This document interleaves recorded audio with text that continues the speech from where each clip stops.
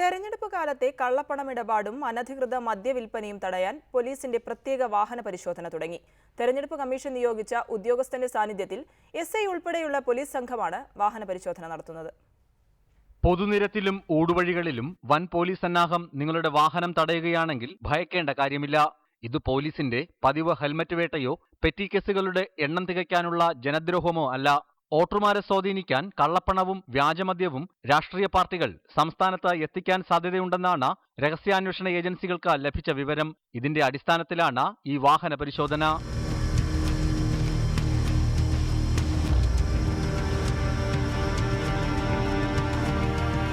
രേഖകളില്ലാത്ത മദ്യം, പരിധിയിൽ കൂടുതൽ പണം, മാരക ആയുധങ്ങൾ, മയക്കുമരുന്നുകൾ എന്നിങ്ങനെ എന്തെങ്കിലും വാഹനത്തിലുണ്ടെങ്കിൽ പോലീസ് പിടിക്കും. തെരഞ്ഞെടുപ്പ് കമ്മീഷൻ നിയോഗിച്ച ഉദ്യോഗസ്ഥനും പോലീസ് സംഘത്തിനൊപ്പം വാഹന പരിശോധനയിൽ പങ്കെടുക്കുന്നുണ്ട്. അതുകൊണ്ട് വാഹന ഉടമസ്ഥൻ നിരപരാധിയാണെങ്കിൽ പോലീസ് മുറകളെ ഒട്ടും ഭയക്കാതെ തന്നെ വാഹന പരിശോധനയ്ക്ക് വിധേയനാകാം. കൂടാതെ വാഹന പരിശോധനയുടെ ഓരോ രംഗങ്ങളും വീഡിയോയിൽ പകർത്താനും പോലീസിന് നിർദ്ദേശം നൽകിയിട്ടുണ്ട്. സന്തോഷ് പെരുമ്പാവൂരിനൊപ്പം റിപ്പോർട്ടർ, കൊച്ചി.